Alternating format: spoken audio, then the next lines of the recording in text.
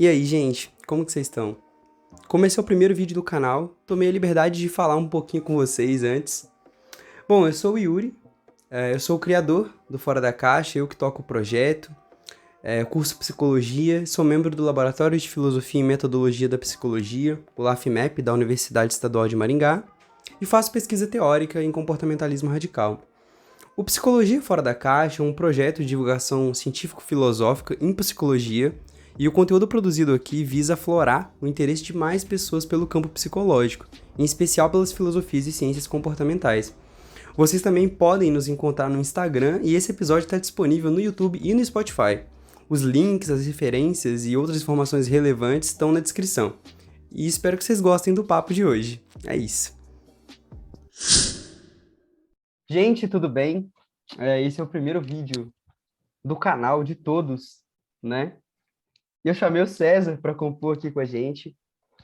A gente vai falar um pouco sobre filosofia da ciência, o papel dela para o analista do comportamento e para a análise do comportamento. Eu estou aqui também com a Jéssica, acho que vocês poderiam falar um pouquinho.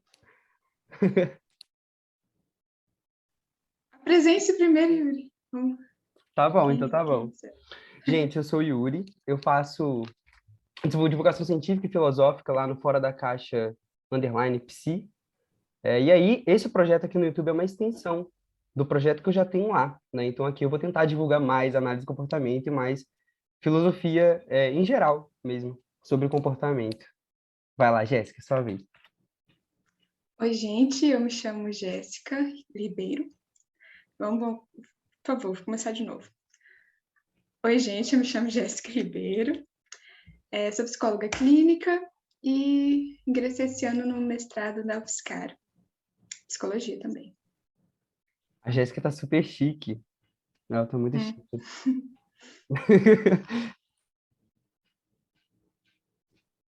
Sua vez, César, nosso primeiro Sou eu? convidado. Desculpa. Uhum. Bom, então, bom dia, pessoal. Obrigado, Yuri e Jéssica, pelo convite.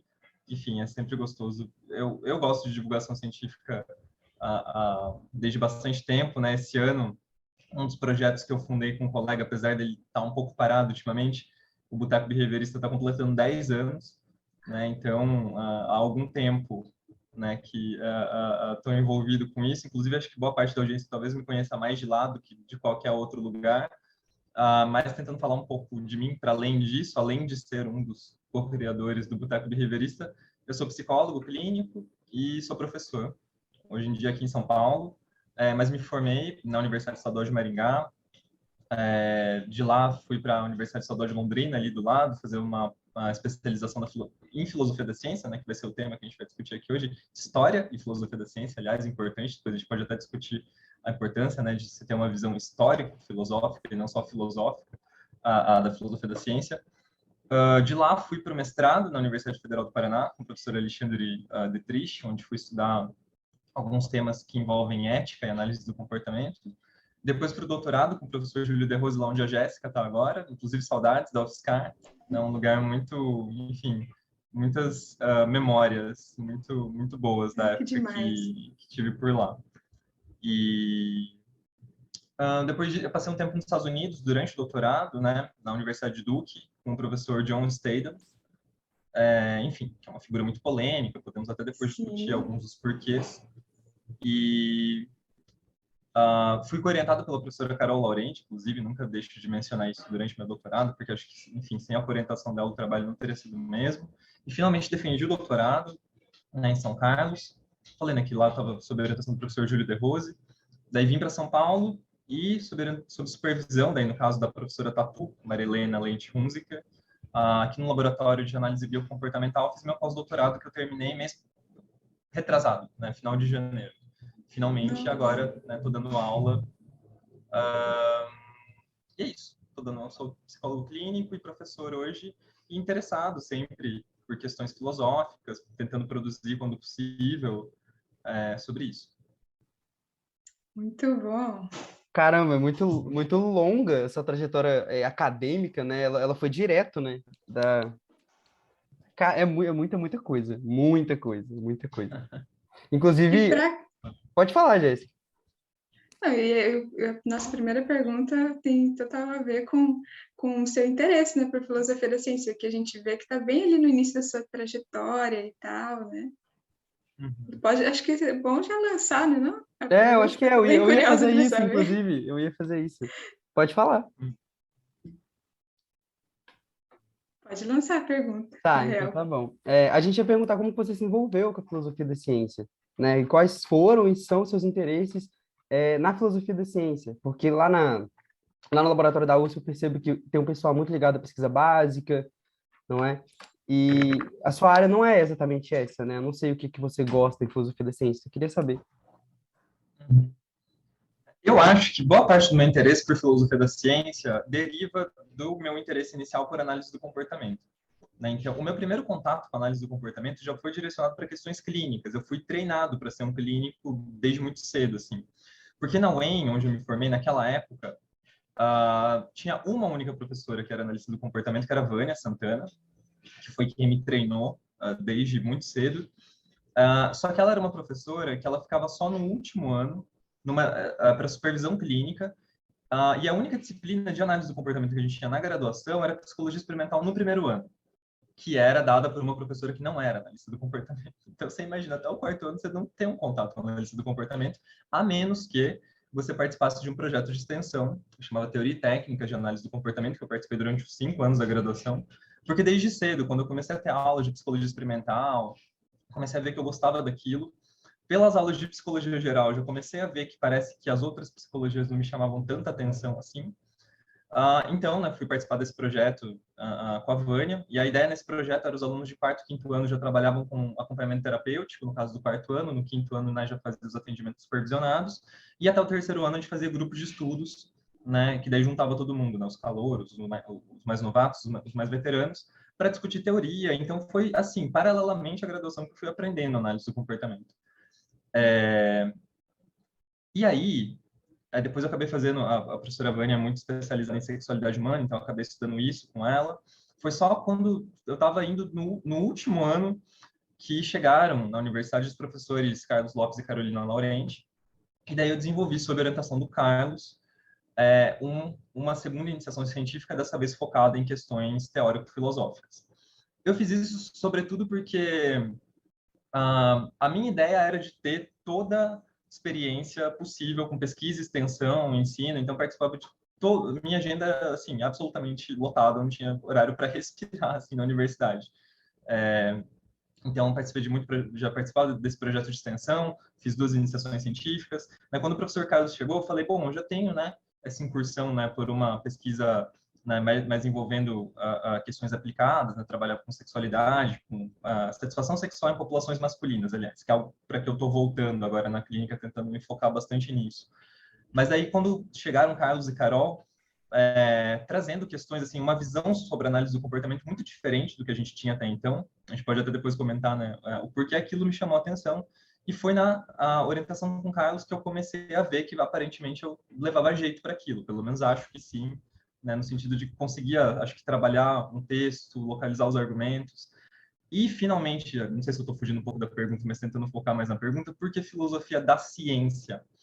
Porque lá no início, isso foi algo que depois eu fui até desconstruindo com o tempo, mas lá no início da graduação, um dos motivos que me chamou a atenção para a análise do comportamento é que eu via ela como não só uma, mas a única, talvez, maneira de se fazer psicologia científica. Né? Porque os outros exemplares de psicologia que eu tinha ali à disposição, né, naquela formação que eu estava tendo, eram psicanálise, psicologia histórica cultural, por questões metodológicas, por questões teóricas, mas também, hoje eu reconheço isso, talvez até por questões estéticas, né, que é uma coisa que as pessoas geralmente não reconhecem, né, que acho bonito esse tipo de explicação mais do que aquele outro. E acho que teve um pouco disso também. Por algumas dessas questões, eu olhava para a análise do comportamento e falava, meu, se eu quiser fazer ciência em psicologia, esse é o único caminho possível. Então, isso acho que me levou um pouco, porque depois que eu passei, né, por esse processo com o Carlos, na verdade, com o Carlos, a iniciação científica foi mais sobre questões ontológicas. Eu sei que a gente já vai entrar nisso, eu imagino, né? Sim. Mas ali eu senti que eu comecei a notar que parece que as minhas concepções de ciência, do que constitui, né, um conhecimento científico, não científico, elas eram um pouco ingênuas. Então, eu comecei a me questionar, será que a minha opção pela análise do comportamento tem a ver realmente com isso? Será que são outros critérios? E daí, naquele ponto, que eu comecei a me questionar sobre isso, eu falei, eu preciso estudar isso um pouco mais a fundo. E daí que eu me inscrevi, na época, no quarto ano, a gente já tinha bacharelado, o quinto ano era formação de psicólogo, eram formações independentes. Então, como eu já era bacharel, durante o quinto ano na UEM, eu fazia o aos finais de semana para estudando filosofia da ciência na especialização. Mas, basicamente foi por isso. Meu interesse era porque eu achava que fazer análise do comportamento era a única maneira de fazer psicologia científica, o que eu hoje acho uma grande bobagem. Não que eu não ache análise do comportamento científica, mas que não é a única maneira de se fazer ciência em psicologia. Mas foi isso. Inicialmente foram essas as motivações envolvidas. Saquei, entendi. Pô, essa segunda iniciação científica, né, que você disse que foi com o Carlos, é aquela que sobre determinismo, o Estatuto do Determinismo, ou isso foi depois? Não, acho que você está se referindo a um artigo, né, que eu É um publiquei, né, texto, sobre sim. o suposto estatuto determinista Isso, do aham. behaviorismo. Né? Então, uma das coisas que me chamou a atenção quando Carol e Carlos chegaram na UEM, eu me lembro que a gente fazia alguns grupos de estudos e eles sempre assim questionando coisas que eram assim o básico do básico, sabe, para mim. Então, por exemplo, monismo, determinismo, materialismo eram para mim assim, quando eu comecei a estudar análise do comportamento, isso meio que, assim, você vai meio que construindo o seu conhecimento, você tem alguns marcos que se tornam quase que um truísmo para você. Né? Isso é uma verdade quase que autoevidente, tá? Quase é evidente que a análise do comportamento tem que ser determinista, né? Se a gente está falando de condicionamento, como que a gente não vai ser determinista? Como que a gente não vai ser monista? Se a gente não for monista, a gente tem que ser dualista, e daí a gente vai acreditar em mente. E eles começaram a mostrar que não, que muitas das minhas lógicas, né, muitas das associações que eu fazia, que me pareciam muito lógicas, na verdade, as relações que estavam estabelecidas ali não eram tão óbvias assim. Né? E muitas delas eram, inclusive, bastante questionáveis. E foi isso que eu comecei a enxergar com eles. E daí, na iniciação com o Carlos, o que eu estudei, na verdade, assim, eu fui e perguntei para ele, eu quero usar alguma coisa com você, o que você recomenda? Era um pouco isso. E daí eu me lembro que, naquele contexto, a gente estava discutindo ah, sobre a questão do mecanicismo e do contextualismo. Por que a análise do comportamento seria, né, uma teoria contextualista? Porque, afinal de contas, se você pega alguns textos do próprio Skinner, ele vai falar que o humano é uma máquina, com todas as letras, né? Só que ele vai falar que é uma máquina extremamente complexa, que isso, que aquilo. Ele também chamou o modelo explicativo dele de um modelo causal, que também é uma coisa discutível, depois a gente pode entrar, quando for entrar em outras questões. E daí eu me lembro que naquela época estava estudando sobre isso, e para montar meu projeto, a gente se baseou muito num debate que teve nos anos 90, numa revista chamada The Behavior Analyst, que hoje em dia se chama Perspectives on Behavior Science, que inclusive é uma coisa curiosa, né? Antigamente era análise do comportamento, agora é perspectivas em ciência comportamental.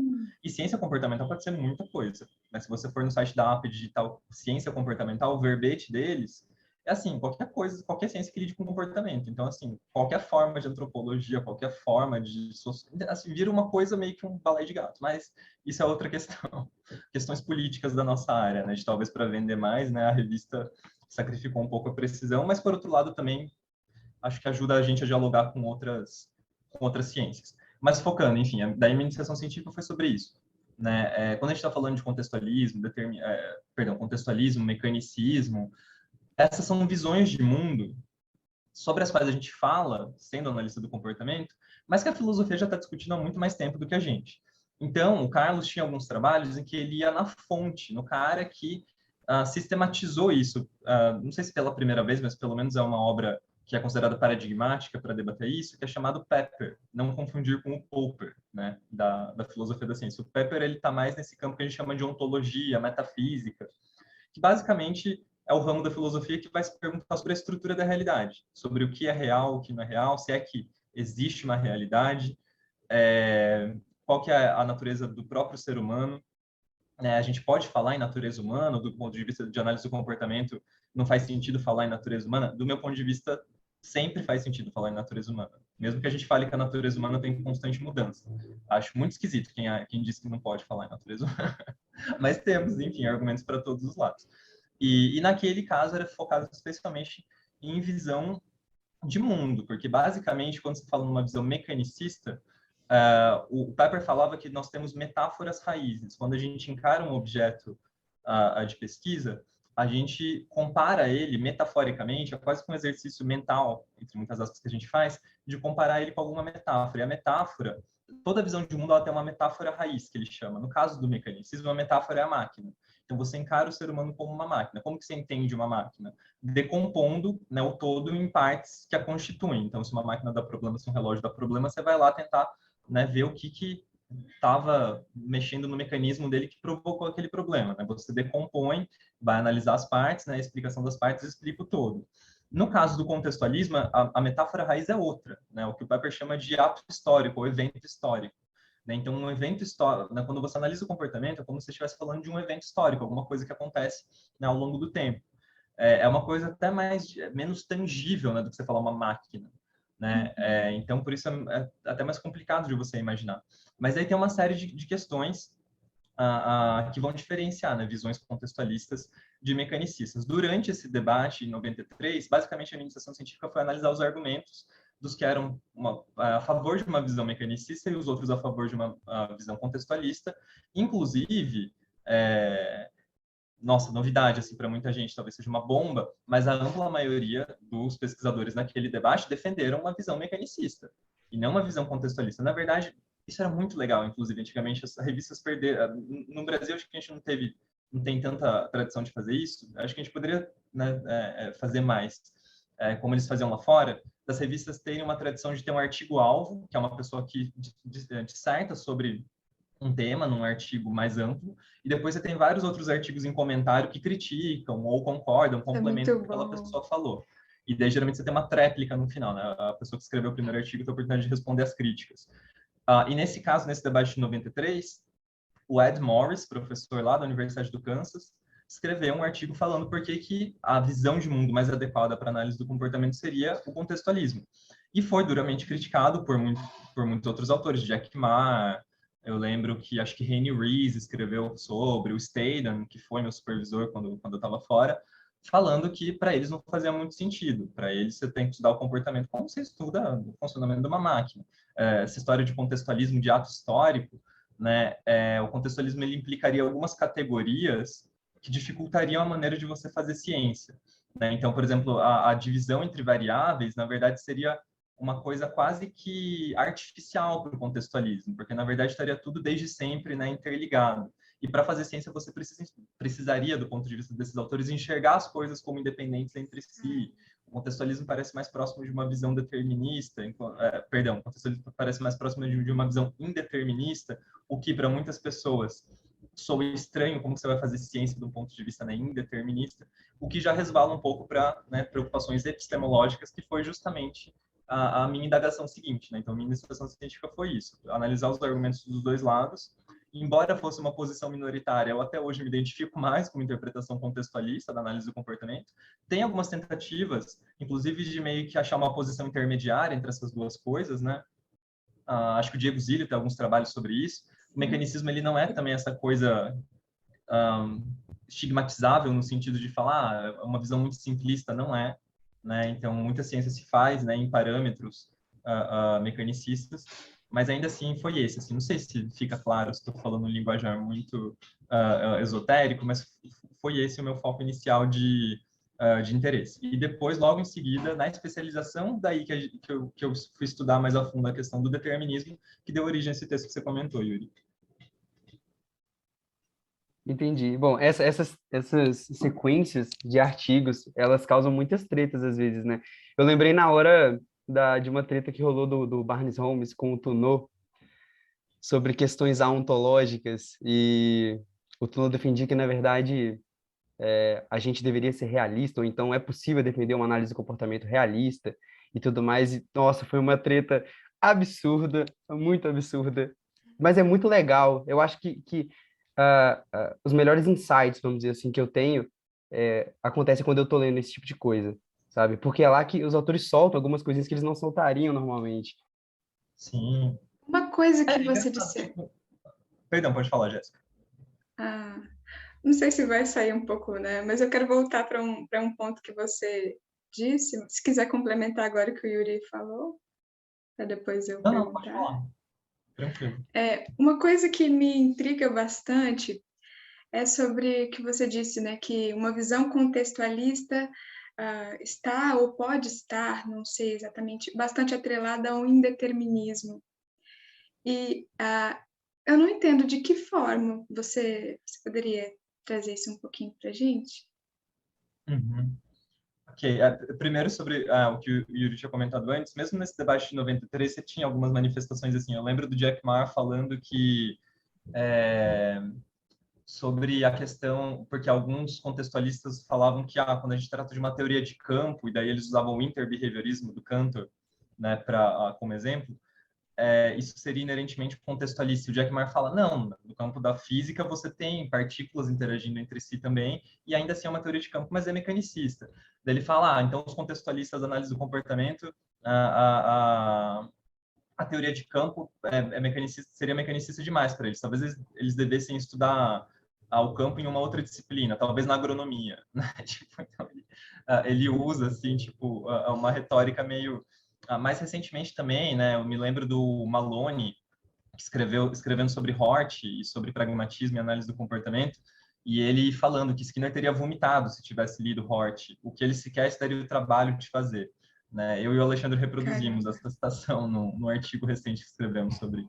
Então, assim, é comum, às vezes, esse tipo de retórica em algumas discussões filosóficas, eu não acho muito edificante, mas infelizmente é real. Assim. Às vezes, assim, eu acho que o Stedman, acho que ele tem um estilo que ele consegue mais ser engraçado sem ser tão ofensivo. Mas, assim, eu gosto, tem gente que acha péssimo. Então, mas aí, pegando mais pelo que a Jéssica falou agora, eu acho que, talvez, Jéssica, porque o contextualismo ele é muito tido como, isso o próprio Pepper fala, como uma visão de mundo que deriva, seria a visão de mundo da filosofia pragmatista. Né? Deriva, tipo, do que né, os autores pragmatistas, como o Dewey, por exemplo, vão falar que o pragmatismo é muito mais do que uma teoria da verdade. Muitas vezes a gente fala de pragmatismo se referindo especialmente à teoria da verdade. Né? Então, verdade para o pragmatismo é aquilo né, que te ajuda a alcançar resultados práticos. É isso que define um enunciado como verdadeiro ou não.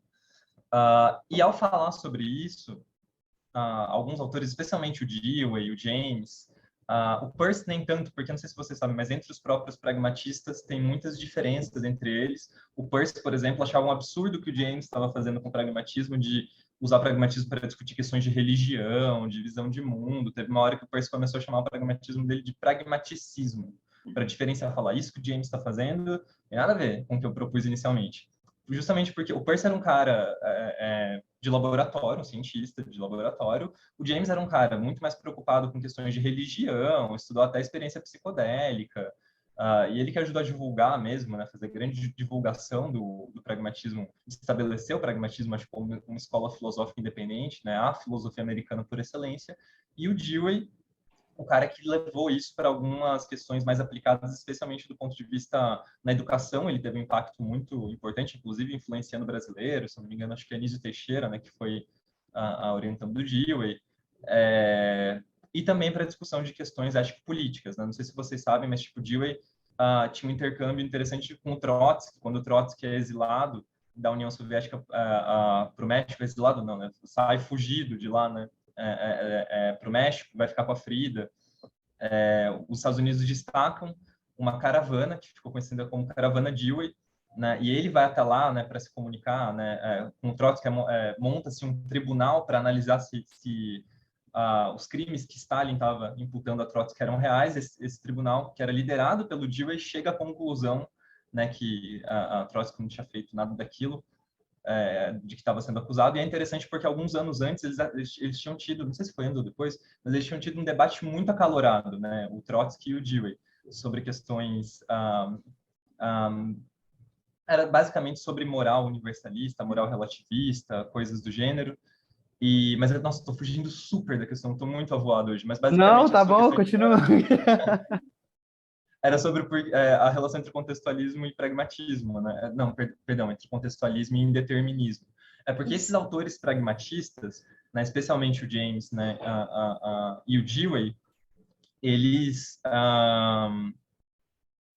O Dewey tem um texto especificamente que se chama Desenvolvimento do Pragmatismo Americano, em que ele vai dizer com todas as letras, e o James também já tinha dito antes nas conferências de 1907, que o pragmatismo ele tem uma implicação metafísica, ele não é só uma teoria da verdade. Não é simplesmente a gente acreditar, né, que as consequências importam, né, que basicamente o pragmatismo fala isso, né, para a gente direcionar a nossa atenção às consequências.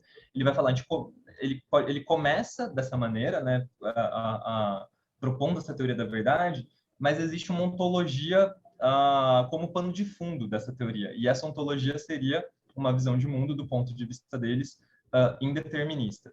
O James chega a dizer, né, que os pragmatistas deveriam ser indeterministas até por uma questão empírica, né? O James diz que ele chega à conclusão de que quando você olha para a realidade, é pouco empírico você acreditar no determinismo, porque, enfim, daí ele vai ter os seus argumentos, né? Porque se fosse verdadeiro, enfim, relações de dependência entre eventos poderiam ser descritas de uma maneira muito mais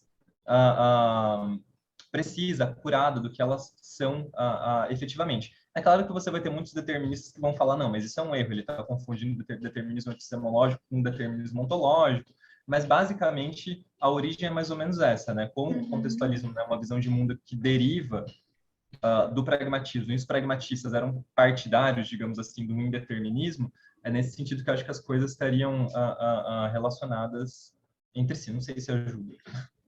Se eu não me engano, o James ele fala alguma coisa sobre que é mais empírico adotar uma visão indeterminista, porque a gente observa tanto continuidade quanto descontinuidade na experiência, né? Então, eu acho isso bastante interessante. Ele fala que tem lugares no mundo, né, que são mais concatenados entre si, outros lugares que seriam menos, né? Então, enfim, às vezes é chamado de contextualismo, às vezes é chamado de pluralismo, né? Essa visão de mundo, que vai ser a visão oposta do monismo, que daí já entra em outra questão interessante também. Nós somos ensinados desde sempre que a análise do comportamento é uma teoria monista, né? E às vezes a minha impressão pessoal, isso daria inclusive um estudo, se algum de vocês quiser fazer, pesquisar sobre isso, mas eu acho que as pessoas falam de monismo como ser por oposição a dualismo. Então, assim, nós somos monistas porque nós não podemos ser dualistas. Como se só existissem essas possibilidades. Então, você acreditar, né, que o mundo ele é feito de uma única substância, que as coisas são concatenadas entre si de tal maneira que, como dizia o Skinner, se você quiser determinar com precisão exata a órbita do voo de uma mosca, você vai conseguir determinar. Né? O Skinner ele fala, inclusive nos notebooks, que a nossa ignorância como que é que a nossa ignorância sobre as condições atuais e as condições históricas que faz a gente acreditar que existem muitos futuros possíveis. Né? O que ele está dizendo aí? Se nós realmente conhecêssemos todos os elementos da realidade presente e todo o histórico daquilo que a gente está tentando analisar, a gente nunca ia acreditar que existem vários futuros possíveis, e existe um único futuro possível. Ia ser, como dizia o Popper, uma visão segundo a qual o mundo é como se fosse um filme passando no projetor de cinema. Né? Então, o futuro, as imagens do futuro, elas já estão impressas no filme. Nada vai mudar realmente. Tudo que é mudança é uma mera ilusão de mudança. Isso é uma visão determinista de mundo do ponto de vista ontológico. Não existe mudança real. Né? Tudo é uma impressão de mudança, mas assim como o filme do cinema ainda não passou, mas já está ali desde sempre, né? Uma visão determinista é isso. E daí o James vai justificar, inclusive pelo caráter de quão implausível isso parece, justamente por nós observarmos, né, mudanças no mundo e como as nossas ações podem implicar essas mudanças. Daí os deterministas vão dizer, isso é uma mera ilusão de mudança, e daí esse debate nunca vai ter fim, porque os debates filosóficos, por definição, nunca têm fim. Mas é um pouco por aí. Muito bom. Pô, é difícil o debate ontológico ter fim, né? No final das contas. É. Geralmente, quando eu vejo deterministas mais fortes, assim, vamos dizer assim, argumentando a favor do determinismo, tem realmente a ver com a questão de que é problema instrumental. A gente não conseguir encontrar todas as causas, e eu acho que talvez seja o caso do Skinner também. Só que quando eu vejo o lado dos indeterministas, sempre vai ter como dizer que não é, e não tem como... Enfim, não tem muito o que fazer, né? O Skinner usa esse argumento, inclusive, né? E vários outros autores depois dele ecoaram de que nós eu, a Carolina Laurenti e a Mona Lisa Leão analisamos esses argumentos no artigo que a gente escreveu, que é justamente sobre relações entre pragmatismo e análise do comportamento, está publicado na revista Mexicana, né, para quem se interessar.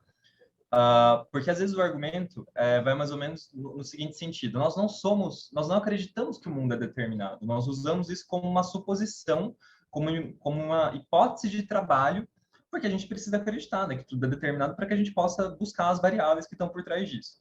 Em primeiro lugar, isso parte de uma visão muito intelectualista, né, de que nós fingimos que acreditamos, mas nós não acreditamos realmente naquilo, né? Ou seja, como se a gente pudesse agir sobre o mundo sem realmente ter uma crença sobre como esse mundo existe, porque afinal de contas não é uma crença no determinismo, é simplesmente uma hipótese de trabalho. De um ponto de vista pragmatista, isso não faz muito sentido. Ninguém age sobre o mundo despido de crença sobre como esse mundo opera. E daí o James, inclusive, faz uma diferenciação entre crenças vivas e crenças mortas. Né? Ele fala, então, assim, se aquilo afeta a maneira como você se comporta no mundo, isso é uma crença viva para você. Né? Então, não tem como dizer, eu vou fingir que eu acredito que o mundo é determinado, mas não é. Do ponto de vista pragmatista, isso não parece fazer muito sentido. Né? Se você fosse um sujeito epistemológico, né, kantiano, talvez, não sei de que tradição, talvez fizesse algum sentido. Para mim, pelo menos, nunca fez. E um segundo ponto é quase como se o indeterminismo também não tivesse um caráter motivacional. Mas eu pergunto para vocês, o que te motiva mais a tentar fazer alguma coisa para mudar o mundo? Acreditar que o mundo as coisas estão aí colocadas desde sempre, sempre vão ser enfim, o curso da história ele já está determinado desde sempre, ou seja, o desenrolar da história é uma coisa que, né, já tem um fator determinante que não consegue ser alterado, ou não, as nossas ações podem produzir mudanças reais. Para mim, pessoalmente, daí é uma coisa absolutamente pessoal, é mais motivador, motivante, sei lá qual é a palavra mais adequada, uma suposição indeterminista. Não sei para vocês, se vocês puderem falar sobre isso. Tem um autor da filosofia, eu esqueci como se pronuncia o sobrenome dele, mas é Peter Van alguma coisa. Ele escreve sobre livre-arbítrio. Ele tem um livro chamado Um Ensaio sobre Livre-Arbítrio e tal. É um livro bem legal. E ele fala sobre questões relacionadas à compatibilidade, né, entre determinismo e livre-arbítrio, se dá, se não dá e tudo mais. E, se eu não me engano, ele concorda que, assim, se a gente partir de uma visão de mundo determinista, e o que é que eu estou entendendo como determinismo, né? O que ele entende como determinismo.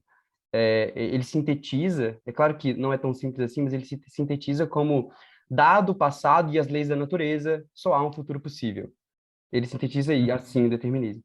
E aí ele meio que argumenta que, partindo dessa ideia, a gente pode cair em muitos problemas. Inclusive problemas relacionados à mudança, e aí, claro, problemas relacionados à moral e tudo mais. Enfim, o Skinner até aborda muito disso, né? Problemas morais relacionados ao livre-arbítrio.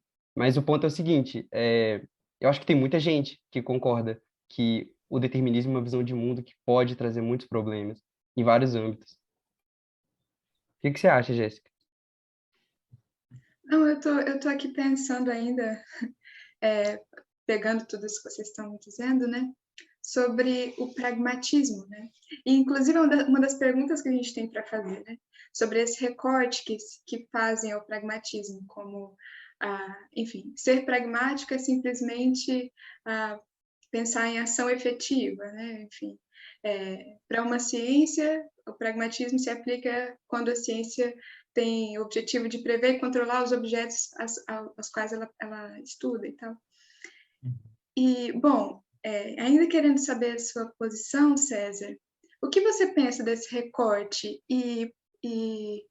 Bom, se isso não é pragmatismo, né, eu fico com a questão, o que é, né, esse recorte, essa forma de pensar? Assim, eu não vejo que haja como que eu posso dizer, necessariamente uma incoerência em você assim ser pragmatista apenas do ponto de vista epistemológico e não ser, né, do ponto de vista ontológico, do ponto de vista ético, político, menos ainda.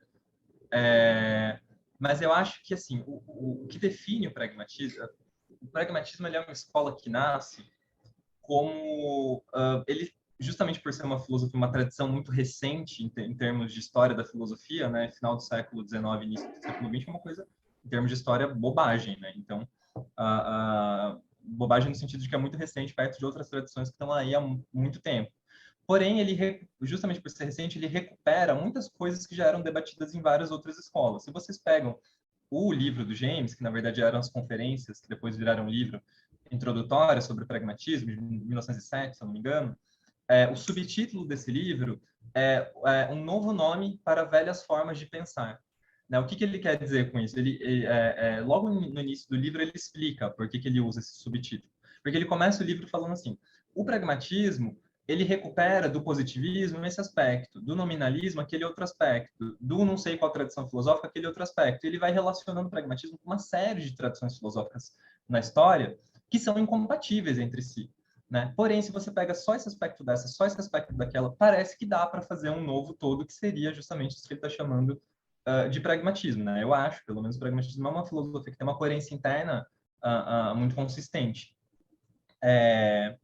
Então, eu acho que justamente por ser uma filosofia que ela se constitui, né, por uma reunião de aspectos que eram próprios de outras filosofias, às vezes se você pega só um desses aspectos para se dizer pragmatista, às vezes, talvez você esteja mais próximo de outra tradição filosófica do que do pragmatismo, sem nem mesmo saber. Né? Eu me lembro que uma vez nós fizemos uma... Eu queria muito ter um vídeo disso, mas eu acho que não foi gravado. Talvez se fosse até o caso de atrás do povo da BPMC, eu lembro que a TV Med gravava durante um tempo todos os simpósios que existiam na BPMC. Foi um simpósio que fizemos eu, a Carolina Laurenti e a Mona Lisa Leão, e foi desse simpósio que depois derivou esse artigo nosso que está publicado na Mexican, na revista mexicana, e foi acho que há 11 anos atrás, faz muito tempo. Mas foi em Salvador, na BPMC de Salvador, que acho que foi 2011 justamente, e o título do simpósio era Análise do Comportamento é um Pragmatismo? Né? E a gente fazia essa pergunta. E daí a Mona Lisa analisava a questão da teoria da verdade, eu analisava a questão da visão de mundo, e a Carolina analisava relações entre pragmatismo e positivismo.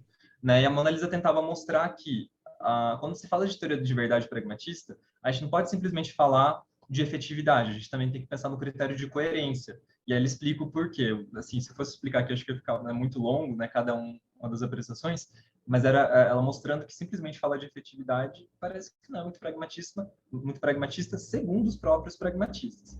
A minha apresentação era tentando mostrar que, quando se trata de visão de mundo, os próprios pragmatistas adotavam algumas posições que não parecem ser aquelas dos analistas do comportamento, justamente daqueles que dizem se basear numa interpretação pragmatista. Então, né, a questão do indeterminismo, discutir um pouco dessa questão do que o Yuri falou, né, do ser aontológico, né? Alguns autores falam, não, o pragmatismo comportamental é aontológico. O Christian Craiglow tinha um texto que ele falava disso, ou era o Barnes, acho que era o Barnes Holmes, né, que falava disso. E daí eu trazia uma citação do Dewey falando que o pragmatismo tem uma implicação metafísica, né? O James falando que a visão do mundo sobre a realidade, né, se o mundo é uno ou se ele é múltiplo, é uma das coisas mais importantes, talvez seja o aspecto mais importante que você tenha a saber com relação às opiniões de uma pessoa. Então, como que não importa? Como que pode ser ontológico? E daí, finalmente, daí acho que isso chega um pouco mais nessa questão, chegava na fala da Carol Laurenti, e que ela mostrava que, se a gente abstrai do pragmatismo simplesmente essa questão do critério de efetividade, isso já estava nos positivistas. E se a gente atrela isso a alguns outros aspectos, parece que a análise do comportamento está muito mais próxima de um positivismo do que de qualquer outra coisa. Por exemplo, a ideia da hipótese de trabalho, né? A ideia de que nós não temos crenças, é um sujeito esvaziado de crenças, a gente só tem o determinismo, é uma mera hipótese de trabalho para a gente. Isso já estava no Schlick, se eu não estou enganado, não lembro qual dos autores, ou no Neuhardt, enfim, mas em autores positivistas lógicos, né?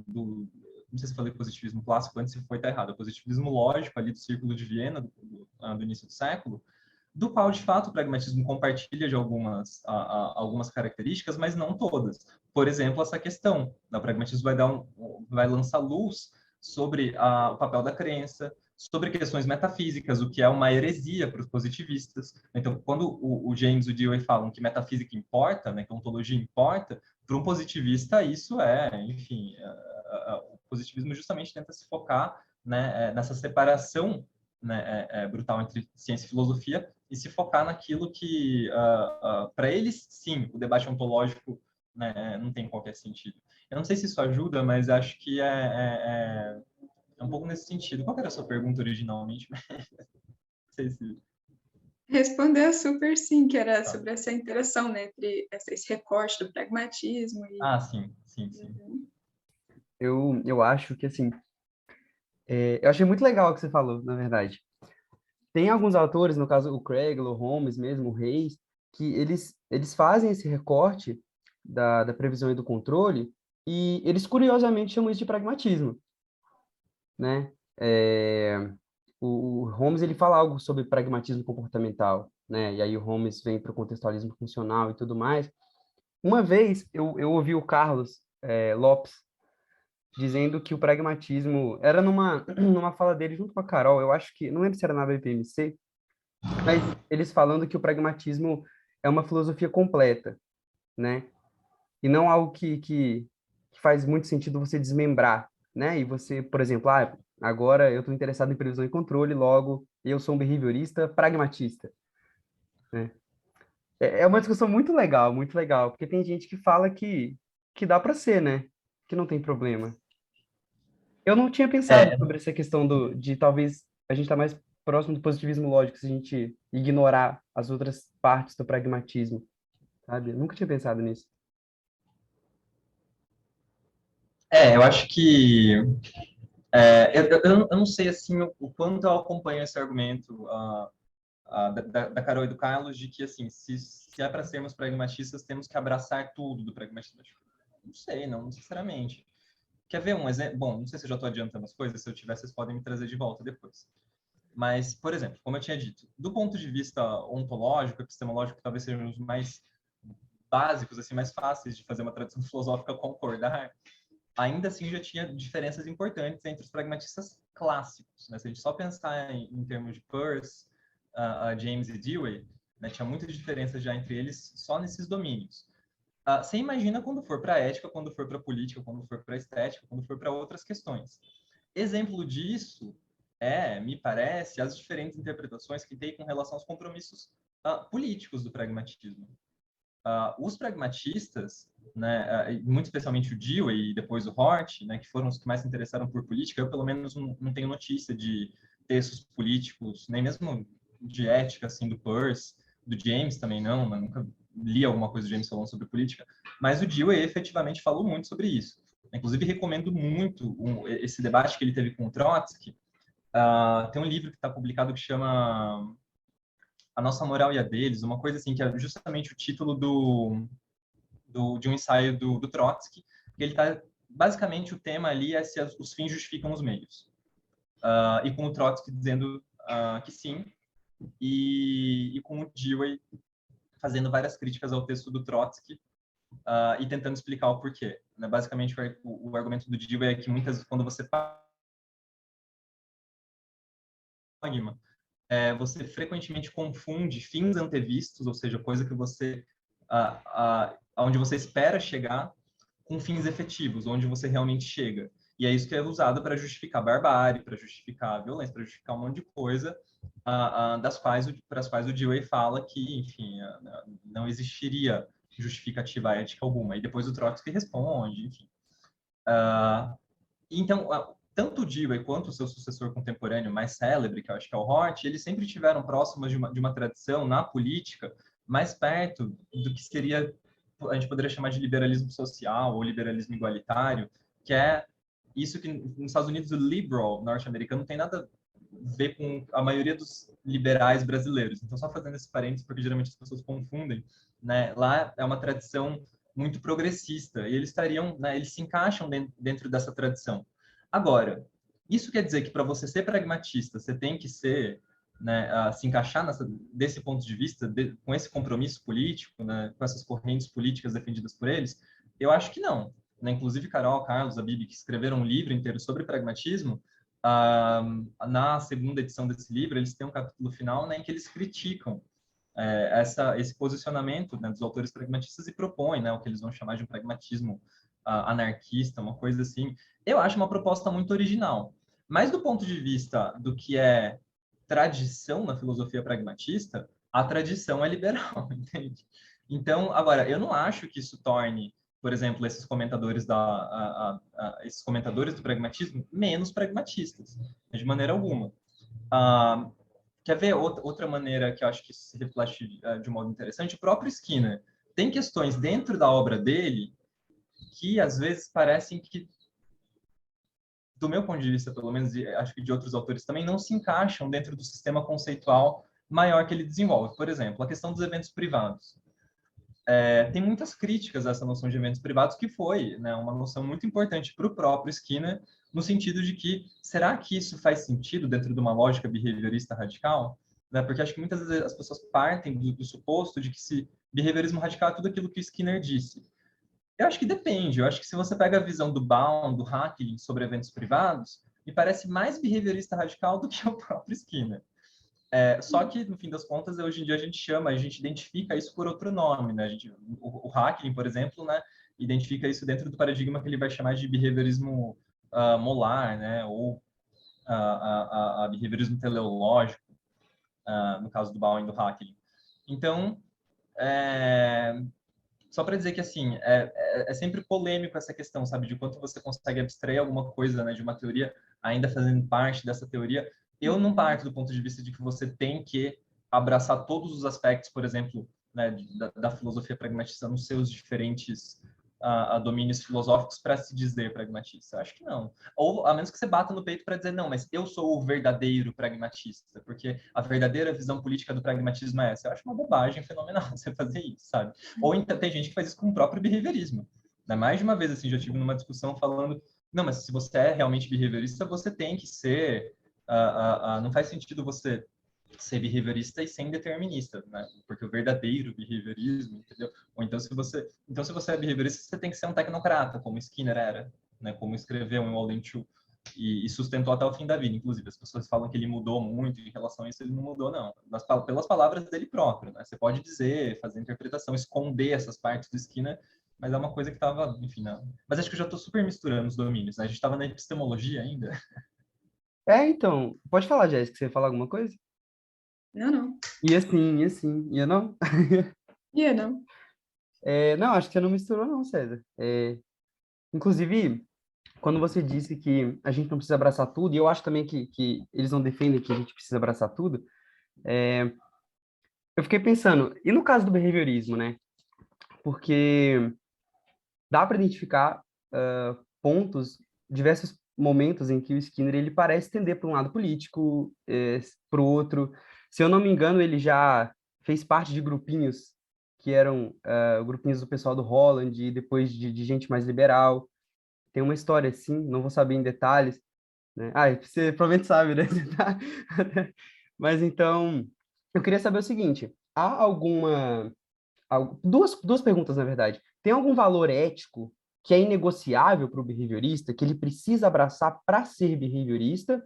E se há alguma ideologia política também necessária ao behaviorista? E por que essa pergunta, né? Porque, assim, o Skinner, ele diz que o behaviorismo é a filosofia da análise do comportamento, né? E a gente poderia entrar até na discussão se é a única possível filosofia que pode vazar análise do comportamento. E parece, pelo menos, que o Skinner entende o behaviorismo como uma filosofia da ciência. E uma ideia comum de filosofia da ciência é uma área que dedica a falar sobre ética da ciência, sobre epistemologia, então, e sobre política também. E aí vem essa pergunta, né? Se a filosofia da ciência ela é preocupada com a ética, então o behaviorismo ele inevitavelmente fala de ética. O behaviorismo fala de ética quando o Skinner vai dizer sobre punição e tudo mais. Eu queria saber se, enfim, o Skinner ele segue uma ideologia política, inevitavelmente, ele liga para a ética, mas a gente precisa interpretar essas coisas da mesma forma para continuar sendo behaviorista? Do meu ponto de vista, não. Primeiro, eu acho que o Skinner tem razão quando ele diz que o behaviorismo é uma filosofia da ciência. Desse ponto de vista, para mim, assim, quando ele escreve sobre behaviorismo, por exemplo, que ele vai falar, né, de uma série de princípios, especialmente, acho que epistemológicos, ontológicos, são algumas coisas que aparecem ali, existem alguns pontos que são realmente, acho que negociáveis. Por exemplo, para mim, o que talvez seja o ponto mais que consegue reunir todo mundo, acho que dificilmente o behaviorista questionaria isso, seria uma visão selecionista, né? Uma visão de que, basicamente, de como se explica o comportamento a partir do modelo de seleção pelas consequências. A partir dali, você pode ter discordâncias de falar, tá vendo? É um modelo claramente determinista. E outra pessoa olhar para o mesmo modelo e falar, não, é claramente indeterminista, né? E daí você vai, por exemplo, buscar aproximações com a filosofia da biologia, com autores biólogos falando que é indeterminista, outros falando que é determinista, e por aí vai. Mas eu acho que, assim, um marco que daria para estabelecer, assim, como um chão comum seria isso. Para mim é isso, o modelo de seleção pelas consequências. Acho que é um bom marco comum. A partir disso, eu não acho que... Por que eu disse que eu acho que o Skinner tem razão quando ele fala que o behaviorismo é uma filosofia da ciência? Porque, para mim, o behaviorismo não é uma ética, o behaviorismo não é uma política. Tá? Eu acho que quaisquer relações que o behaviorismo estabeleça com sistemas éticos e políticos são relações eletivas.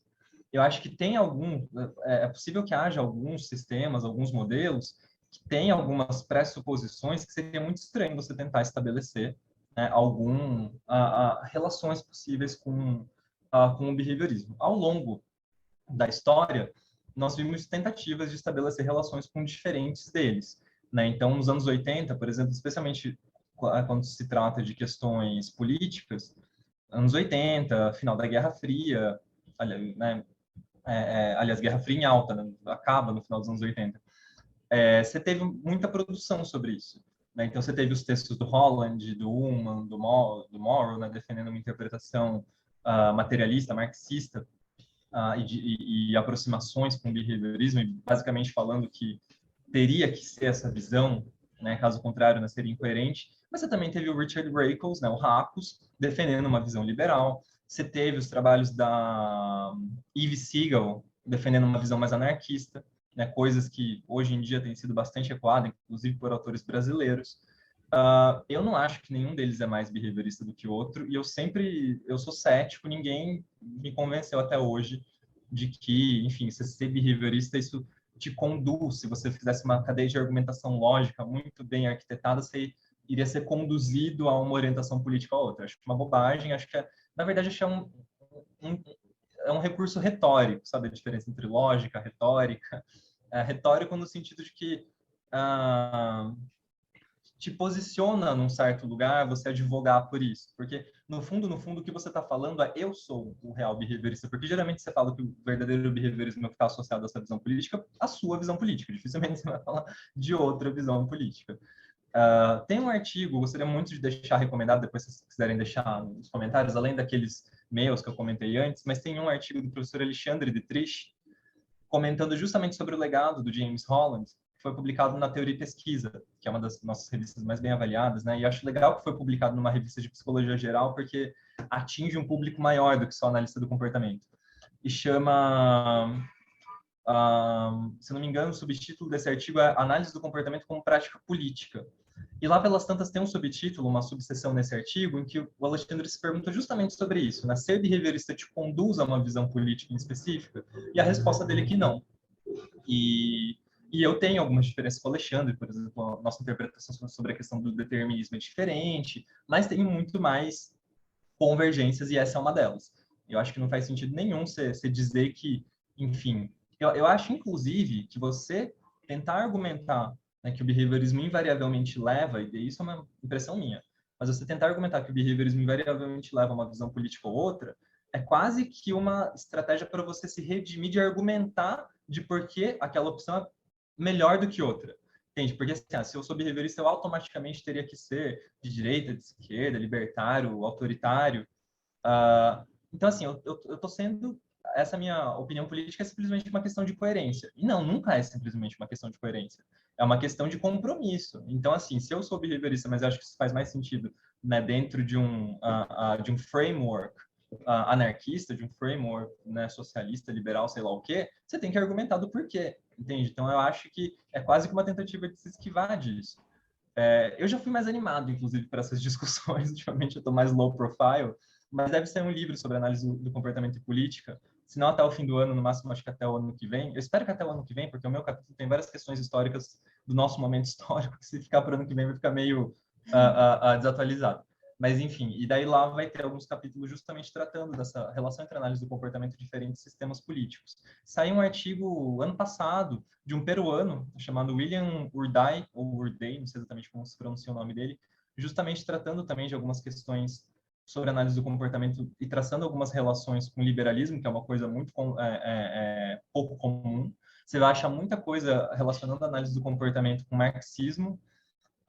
De tudo que eu já procurei, acho que é o que mais existe até hoje em dia, mais recentemente com tradições anarquistas, e eu, pessoalmente, César, não vejo nenhum desses analistas do comportamento como mais analistas do comportamento do que outros por causa desses posicionamentos. Interessante. Interessante. Você falou algo agora que eu vou tentar traduzir aqui da forma que entendi, sobre que dizer que do behaviorismo radical se deriva uma ideologia política é uma forma de você se apropriar, enfim, advogar em direção à sua visão política, sem argumentar porque ela é melhor, porque que ela faz mais sentido e tal. Tá, e quanto à ontologia? Você pensa que é possível derivar a ontologia da prática do behaviorismo radical, do analista do comportamento ou do behaviorismo radical? E até agora a gente não conversou sobre uma pergunta muito importante também que eu e o Yuri a gente falou, essa aqui precisa, que é sobre se o behaviorismo radical é a única filosofia, né, da análise do comportamento. Então. Tá. Se eu esqueci de alguma delas, você me puxa de volta. Mas acho que a primeira tem a ver que isso que eu comentei para a política vale também para os outros domínios filosóficos. Sim, eu acho que exatamente. Até certo ponto. Porque, por exemplo, como eu disse, o behaviorismo é uma filosofia da ciência. Parece que está mais próximo do que a gente conhece como epistemologia, né, que é a maneira como se faz ciência. Então, acho que alguns pressupostos, assim, o que eu quero dizer é que é mais difícil, acho que, negociar pressupostos epistemológicos do que éticos e políticos, digamos assim. Acho que é mais fácil coexistirem diferentes posicionamentos ético-políticos, estéticos ainda mais. É mais fácil existir diversidade nesses domínios do que nos domínios ontológico e epistemológico. Mas mesmo nesses domínios, eu ainda acho que é possível. Assim, eu acho que isso vai estar sempre em disputa, mas eu não consigo, é uma questão minha, assim, eu não consigo olhar, sei lá, para o trabalho do Staden e falar que não é. Não, isso não é análise do comportamento, porque ele defende uma visão de mundo mecanicista e isso é incoerente com os meus... Sabe, tipo, quem sou eu para falar que o que ele está fazendo é análise do comportamento? Isso tem sido reconhecido como análise do comportamento, entende? Reconhecido como tal. Os trabalhos do Jack Ma, que também advoga uma visão mecanicista, são menos análise do comportamento por causa disso, entende? Então, não sei, assim, eu acho que eu não vejo, assim, é quase como se você tivesse que ter uma carta de princípios que vai disciplinar, sabe, a teoria. Eu acho uma bobagem, assim, tem gente que vai dizer que, sim, é importante, que faz toda a diferença.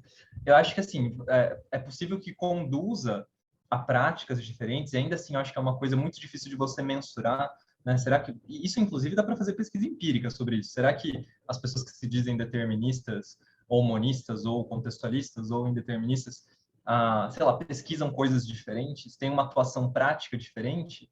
Isso é uma pergunta de pesquisa para mim.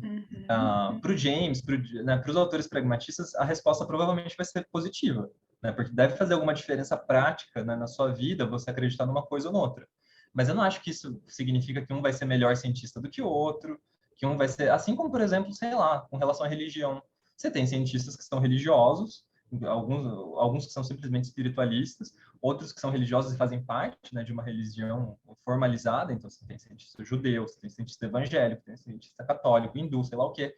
E não são cientistas, menos cientistas do que os que são ateus, ou do que os que são agnósticos. Então, eu acho que é forçar a barra, sabe, acreditar nisso.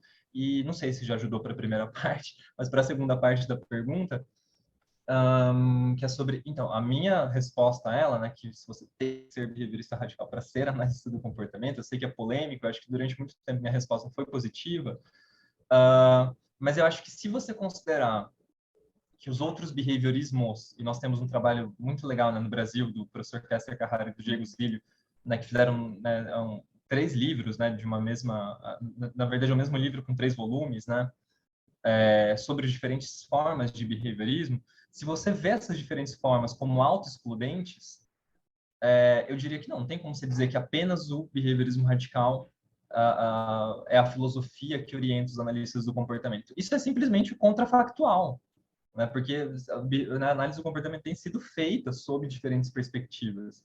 Agora, você pode partir de um ponto de vista um pouco diferente, não que esses diferentes behaviorismos são auto-excludentes, mas como se o behaviorismo radical fosse um grande guarda-chuva e esses outros behaviorismos fossem derivações desse grande guarda-chuva que a gente chama de behaviorismo radical. Né? O Habib tem um texto que ele diz que o único comportamentalismo, a gente nem deveria mais falar, né, a gente poderia falar só de comportamentalismo, ou de comportamentalismo radical mais propriamente, porque ele é a única forma real de comportamentalismo, que até então os outros comportamentalismos que precederam, eles nunca romperam definitivamente com outras tradições. Então, o único comportamentalismo que trouxe alguma coisa realmente nova, que se estabeleceu como uma filosofia autônoma, foi, né, o behaviorismo radical, porque o que ele fez, né, para fazer isso foi de considerar o comportamento como um elemento básico, né, para ser estudado, que não pode ser reduzido a outros aspectos.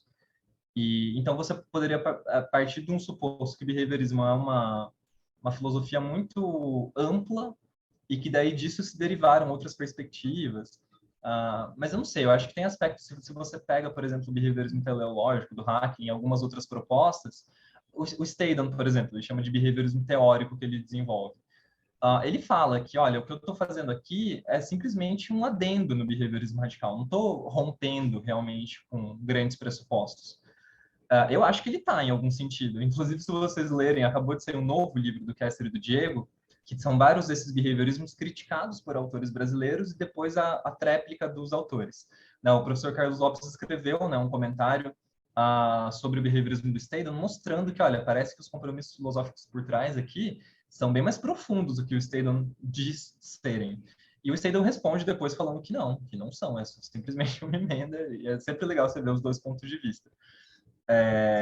Eu acho que realmente tem alguns behaviorismos, né, que se diferenciam. O Hacklin, por exemplo, ele próprio vai dizer que o behaviorismo teleológico é muito diferente do Skinner, que tem concepções, né, rupturas muito drásticas. Porém, para mim, alguns conceitos não parece tão diferente assim. Eu acho que é uma questão de como você lê o Skinner. Né? Então, né, um está dizendo, né, que é simplesmente uma emenda, do meu ponto de vista parece uma grande ruptura, no caso do Stedon. Outro está dizendo, né, que é outra forma de behaviorismo que não tem mais nada a ver, mas do meu ponto de vista, o behaviorismo do Hacklin não está tão distante assim do que a gente faz. Então, acho que depende muito. Né? Do meu ponto de vista, você tem que ser behaviorista radical para ser analista do comportamento. Eu acho que você tem que partilhar de alguns supostos que são identificados como behaviorismo radical. Acho que não faz muito sentido para mim não ser selecionista, não acreditar no modelo de seleção pelas consequências. Tipo, se não for isso, o que seria, sabe? Porém, eu não acho que é necessário você ser determinista, como Skinner dizia que era imprescindível, nas palavras dele.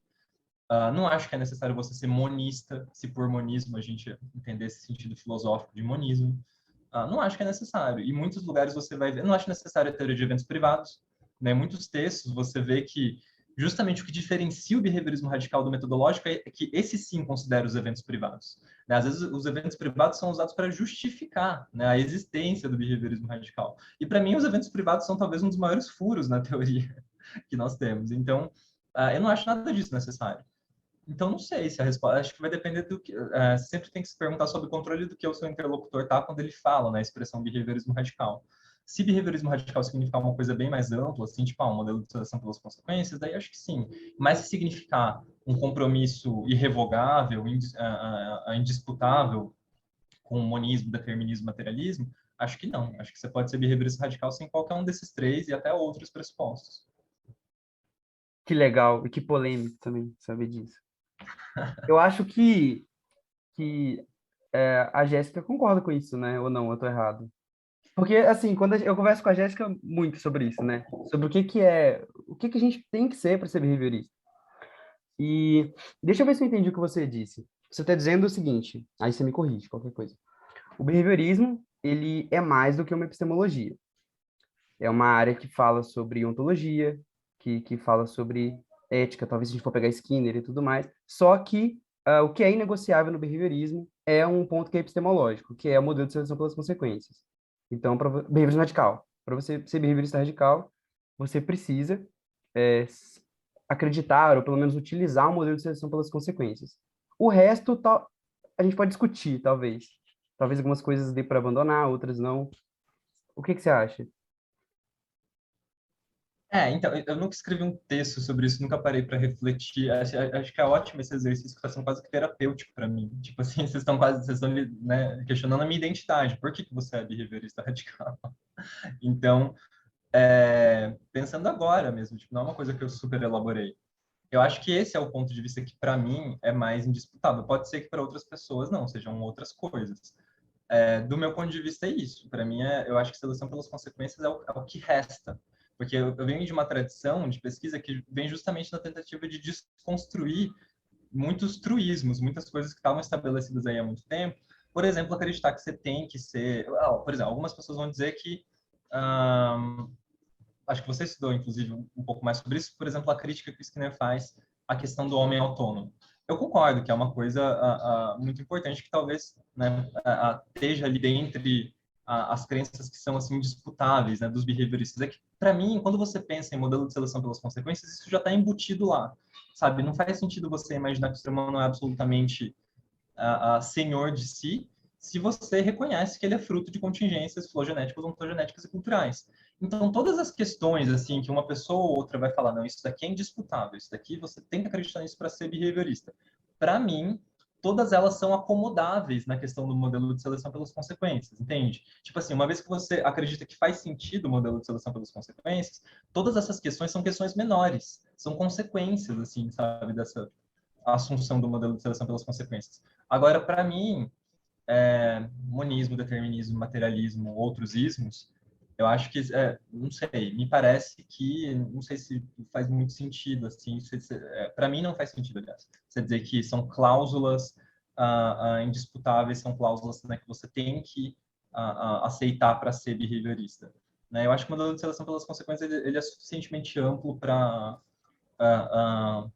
abarcar, ainda que ele próprio também esteja sujeito a, a modificações, a complementos. Eu acho que ainda é o que, se eu for pensar o que une todas as pessoas que pensam assim de maneira muito diferente, tipo behavioristas que pensam de maneira muito diferente, se colocar todos eles dentro de um quarto escuro e trancar a porta e falar, vocês têm que sair daqui concordando com pelo menos uma coisa. Eu acho que seleção pelas consequências é o que teria mais chance.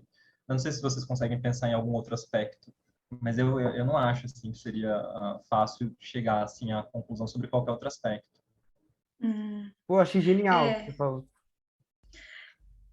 eu gostaria de compartilhar aqui uma coisa que eu derivei sobre o que você disse enfim, o que você pensa sobre, né? Mas antes de começar a dizer, eu já vou falando que eu me afino à visão ontológica, né, da ciência. E aí, Uhum. pensando nisso, você falou sobre que a, a interpretação dos eventos privados, não sei se você falou que pode, não sei se você falou que pode ser ou é o maior furo, né, do behaviorismo radical. E o que eu derivei disso, né? Que, bom, sendo o objetivo do cientista comportamental prever e controlar comportamento, como é que ele vai prever e controlar comportamento a que ele não pode acessar, por definição, jamais, né? E tem a ver com isso, assim, se esse é o objetivo da ciência, porque faz sentido falar sobre esses eventos ou não? Eu derivei algo que não Uhum. faz sentido com o que você disse.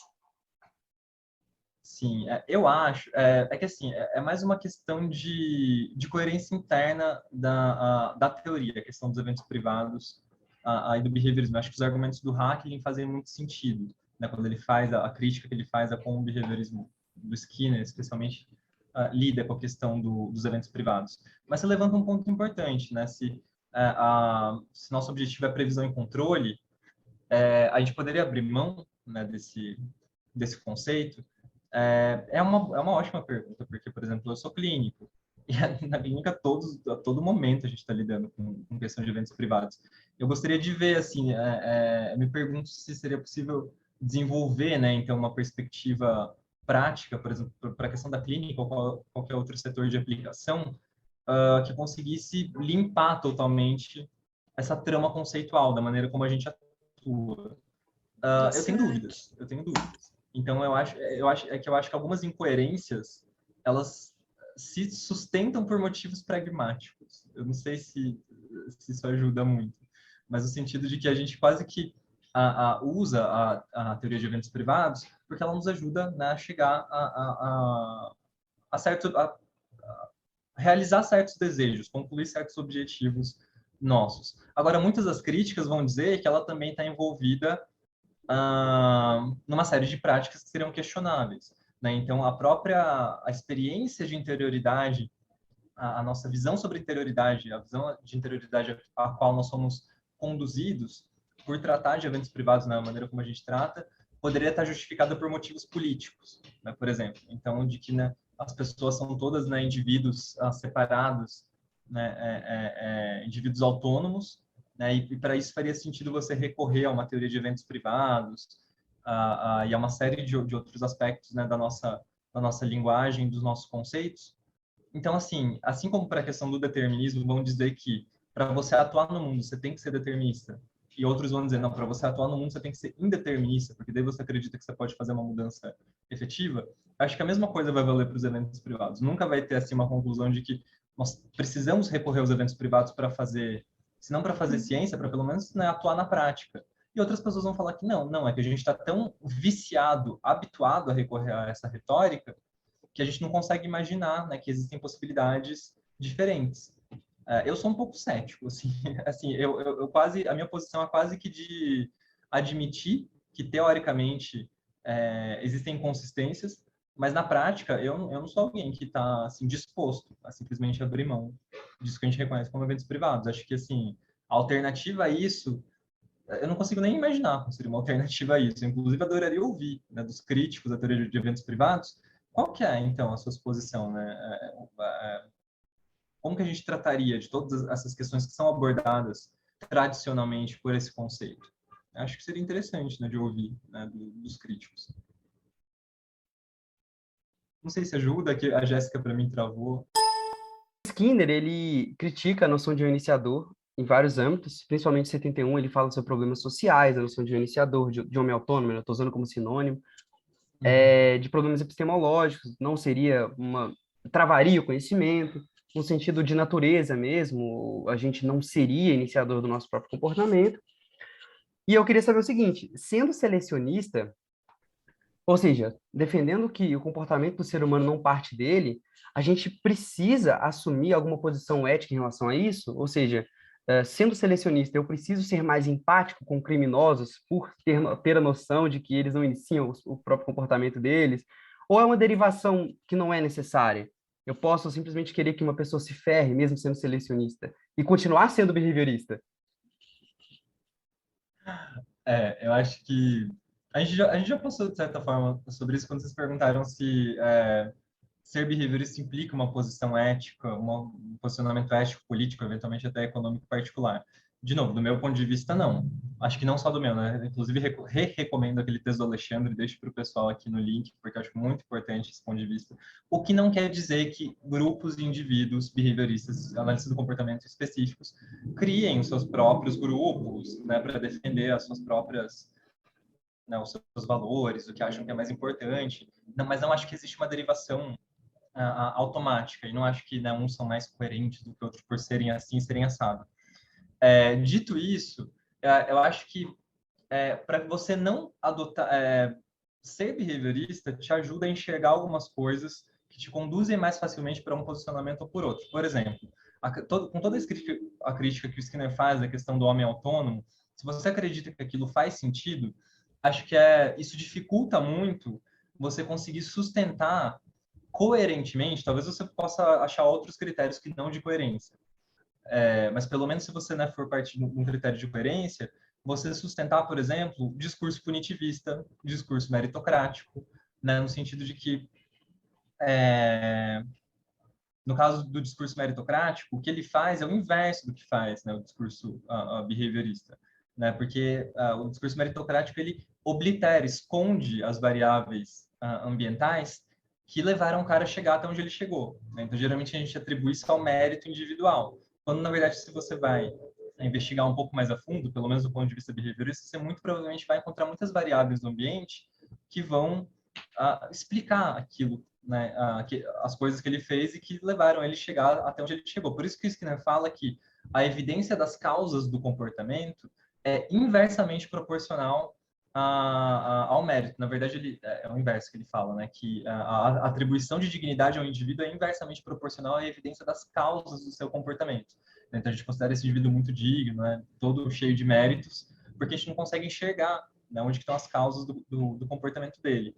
Acho que o que o behaviorismo faz é lançar luz sobre essas causas, entre aspas, e isso dificulta você sustentar de maneira coerente um discurso meritocrático. Assim como também dificulta, em alguma medida, o discurso punitivista, porque quando você começa a ver que o cara roubou, né, porque ele teve uma infância que ele nunca teve acesso a nada, ele está numa condição em que roubar é a única alternativa que ele tem, talvez, né, para conseguir continuar vivo, para dar uma vida digna para os seus filhos ou algo do gênero, isso torna muito mais compreensível a situação. O que não, e agora eu acho que é a grande diferença, o que não quer dizer que torne justificável, né? Então, eu acho que essa diferença entre ser compreensível e ser justificado é crucial, porque a nossa sociedade se organiza de uma tal maneira que nós temos um ordenamento, nós temos um contrato social, que é essa coisa meio que abstrata, né, que todos nós concordamos que esses são alguns princípios de civilidade mínimos que precisam ser respeitados, né, e essas ideias abstratas desse contrato social são codificadas no nosso ordenamento jurídico, né, que começa com a Constituição Federal, depois todas as outras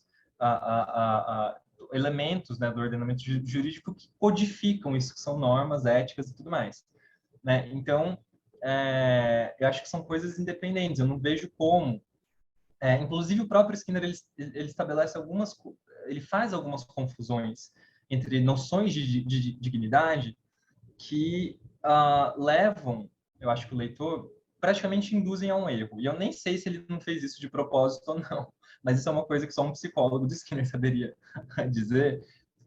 Mas eu recomendo muito um trabalho, inclusive talvez seja outra pessoa que seja interessante de vocês convidarem para discutir aqui. Acabou de ser defendido, acabou não, acho que já faz alguns meses, mas eu fui da banca de defesa de uma tese muito legal da Unesp de Bauru, de uma aluna chamada Cassiana Carvalhal, e que ela estudou relações entre teoria dos direitos fundamentais e análise do comportamento. E lá pelas tantas, ela vai analisando a crítica do Skinner à democracia e principalmente a crítica do Skinner à ideia de dignidade. E ela mostra que parece que o Skinner ele confunde dois conceitos de dignidade. Porque uma coisa é você dizer que dignidade, a parte do conceito de dignidade, que é simplesmente que todos os seres humanos têm que ser tratados com um mínimo de civilidade que é expresso, por exemplo, em cartas de direitos, como a Declaração Universal dos Direitos Humanos, são acordos aos quais as pessoas chegam sobre como as pessoas deveriam tratar-se nas relações interpessoal, em vida em sociedade, etc. E outra coisa é a cidade de dignidade, que diz que ao sujeito deve ser atribuído tanto a culpa pelos seus fracassos, quanto o mérito pelas vitórias. Essas duas ideias de dignidade, elas não são exatamente a mesma. Mas parece que o Skinner, às vezes, ele ataca, né, essa primeira ideia, quase que dando a entender que a gente poderia abrir mão dessa segunda ideia, né? E eu acho que não, são coisas diferentes, são coisas independentes. Enfim, eu expliquei de uma maneira um pouco tosca, mas a Cassiana faz uma análise muito mais pormenorizada na tese dela. Então, recomendo que procurem depois, já está disponível no repositório da Unesp de Bauru, você pode até deixar o link aqui depois para quem se interessar. Então, basicamente, o que eu acho que eu quero dizer com isso eu acho que não conduz necessariamente a uma coisa ou outra. Você pode... Acho que certamente, se você parte de um ponto de vista crítico à ideia de homem autônomo, fica muito pouco coerente, né, você defender discurso meritocrático, por exemplo, sabe? Você não entender que isso não quer dizer apagar totalmente, né, o mérito. Eu não acho que não exista qualquer participação efetiva do indivíduo naquilo que ele conquista, né? Mas eu acho que é você salientar também as variáveis, quando você salienta as variáveis ambientais, das quais uma dada conquista é função, vai se tornando cada vez mais difícil você simplesmente, né, chegar defender coerentemente esse ponto de vista que atribui, né, ao mérito do próprio indivíduo aquela conquista. Ou, inversamente, atribuir-lhe culpa por uma coisa que ele fez. Se você for parar para analisar de perto, ele foi quase que forçado, né, a cometer aquele crime, a fazer aquilo que ele fez. Então, não sei se ajuda também, mas eu acho que vai um pouco por aí, né? O que não quer dizer que do compreensível se parta para o justificável. Acho que essa é uma diferença importante. Cara, ajudou muito, muito, demais. Inclusive, é Cassiana? Cassiana Carvalhal, o Tá, eu nome vou dela. procurar e vou chamar. Eu tô fazendo uma pesquisa, tô fazendo uma pesquisa sobre conceito de responsabilidade no Skinner.